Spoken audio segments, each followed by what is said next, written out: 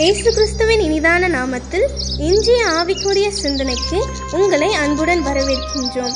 இப்போதும் ஒரு பாடலுக்கு பின்பு உங்கள் சிந்தையை தெளிவிக்கும் ஆவிக்குரிய செய்தியை கேட்கலாம்.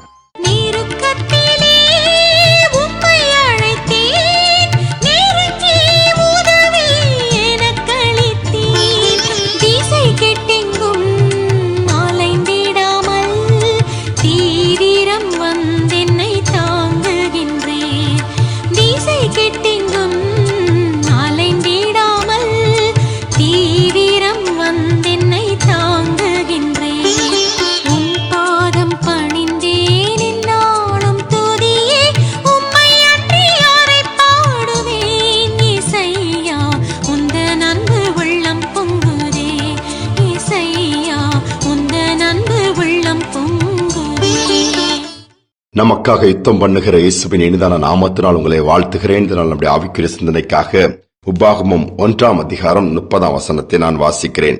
உங்களுக்கு முன் செல்லும் உங்கள் தேவனாகிய கர்த்தர் தாமே எகிப்தில் உங்களோடு இருந்து உங்கள் கண்களுக்கு முன்பாக செய்ததெல்லாவற்றைப் போலவும் வனாந்தரத்தில் செய்து வந்தது போலவும் உங்களுக்காக யுத்தம் பண்ணுவார். நம்முடைய ஆண்டவர் நமக்காக யுத்தம் பண்ணுகிறவர். வேதம் அதைத்தான் சொல்லுகிறது, யுத்தம் கர்த்தருடையது என்று சொல்லி. ஆண்டவருடைய பிள்ளைகளுக்கு ஏதாவது ஒரு பிரச்சனைனா, ஆண்டவரை சார்ந்தவர்களுக்கு ஏதாவது ஒரு கஷ்டம்னா, கர்த்தர் அந்த பிள்ளைகள் சார்பாக வந்து நின்று விடுவார். இதுதான் வேதம் சொல்லுகிறது. நீங்கள் ஆதியாகமத்திலிருந்து கடைசி வரை வாசித்தால் அதை பார்க்கலாம். மனிதர்கள் இருக்காமல் போகலாம், மனிதர்கள் ஒருவேளை சொன்னதை செய்யாமல் போகலாம், மனிதர்களே விரோதமாய் கூட எழும்பலாம், பிசாசானவன் கர்ச்சிக்கிற சிங்கம் போல நின்னாலும் கர்த்தர் இறங்கி யுத்தம் பண்ணுவார்.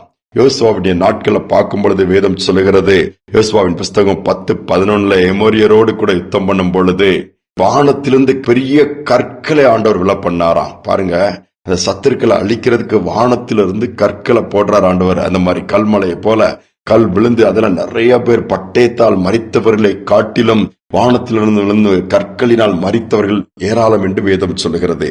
நாம் நினைக்கிறோம் யாராவது நபரை கொடுப்பார்கள், அப்படி பண்ணுவாங்க இப்படி பண்ணுவாங்க. ஆண்டவர் அப்படி கிடையாது.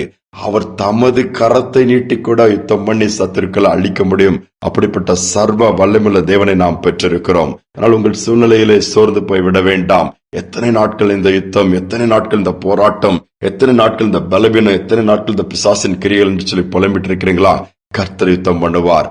அவருடைய சார்பாக அவருக்காக நிற்கும் பொழுது அவர் ஒருபோது கைவிட மாட்டார். ஒரு அருமையான விவசாய குடும்பம் கிராமத்துல இருக்கிறாங்க. அவங்களுக்கு ஏராளமான வயல்கள் உண்டு.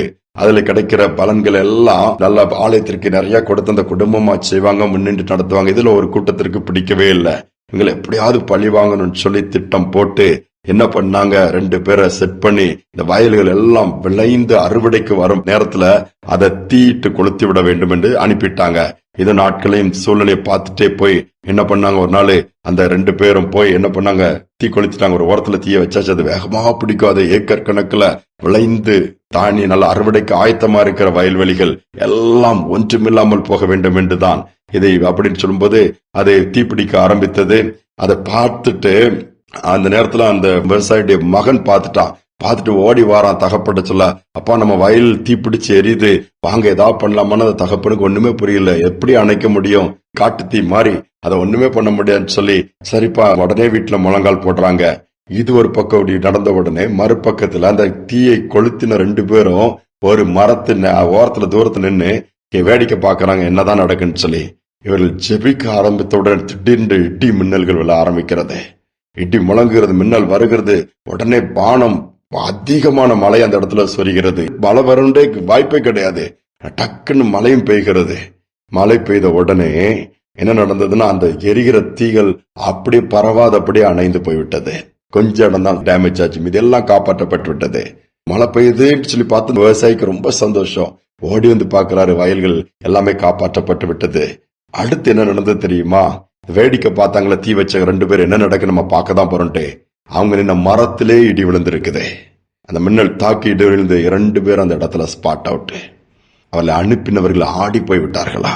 பாருங்கள், இதுதான் கர்த்தர் பண்ணுகிற யுத்தம். இவங்க ஒண்ணு நினைக்கலாம், காலி பண்ணிடுவோம், உன்னை அவ்வளவுதான் இல்லாம ஆக்கிறோம், குடும்பமே இருக்காதுன்னு பல பேர் சவால் விட்டிருக்கலாம். நீங்கள் கர்த்தருடைய பிள்ளைகளா இருப்பீர்கள் என்று சொன்னால், கர்த்தர் யுத்தம் பண்ணுகிறது நீங்கள் மட்டுமல்ல, சத்துருக்களும் சுற்றிலும் இருக்கவர் பார்ப்பார்கள். இதுதான் வேதம் சொல்லுகிறது. இது அப்படியே நடக்கும். நீ தாழ்த்தி ஆண்டவர் கையில ஒப்பு கொடுப்போம். யாரும் இல்லைன்னு கவலைப்படாதங்க. யுத்தத்தில் வல்லவராகிய சேனைகளின் கர்த்தர் நம்மோடு கூட இருக்கிறார். ஜெபிப்போம். அன்பின் தகப்பனே, எங்களுக்காக யுத்தம் பண்ணுகிற தேவனா இருப்பதற்காய் ஸ்தோத்திரம். பலவித போராட்டங்களை சந்திக்க நேரிடுதுப்பா. பலவித காரியங்கள தோற்றும் நாங்கள் போய்விடுகிறோம். யாரும் இல்லங்கிறதுனால தானே இப்படி எல்லாம் பண்றாங்கன்னு சொல்லி நிறைய பேர் புலம்புகிற காலத்திலும் நாங்க வந்துட்டோம்ப்பா. ஆனா நீங்க இருக்கிறீங்க. சேனைகளின் கர்த்தர் எங்களோடு கூட இருக்கிறார். யுத்தத்தில் வல்லவரப்பா. அந்த ஒரு சிந்தையோடு நாங்கள் தொடர்ந்து உம்மை சார்ந்து கொண்டு நீரே எங்களுக்கு எச்சமானா யுத்த வீரரா எல்லாமாக இருந்து செய்யும்படியாக எங்களை அர்ப்பணிக்கிறோம். இன்னைக்கு அப்பா அநீதியாய் அப்பா இன்னைக்கு துன்பப்படுத்தப்படுகிற பிள்ளைகள் பாரு கண்ணோக்கி பாருங்க. சத்துருவின் பிடிகளை போராடி கொண்டிருக்கிற பிள்ளைகள் இன்னைக்கு கண்ணோக்கி பார்த்துங்க. அந்த போராட்டத்திற்கு ஒரு முடிவு கட்டுங்கப்பா. விடுதலை உண்டாகட்டும், நன்மை உண்டாகட்டும், சத்துருவின் கிரிகள் அழிக்கப்படட்டும், நாம உயர்த்தப்படட்டும். துதிகனமே ஏற்றுக்கொள்ளும் இயேசுவின் நாமத்தில் பிதாவே, ஆமேன் ஆமேன். நமக்காக யுத்தம் பண்ணுகிற கர்த்தர் உண்டு. அவரை சார்ந்து கொள்வோம். யுத்தத்திலே கர்த்தர் நமக்கு ஜெயத்தை கொடுப்பார். சத்துருக்கள் இல்பொருளாய் மாறி விடுவார்கள். இந்த சிந்தனையோடு நாளை தொடரும். மீண்டும் நாளை தினம் சந்திப்போம். கர்த்தர் துணை நின்று யுத்தம் செய்வாரே, கலங்கி நிற்க காரணங்கள் இல்லையே. கைகளை தளர்ந்திடாமல் தாங்கியே கர்த்தர் இயேசு சத்திய ஆவி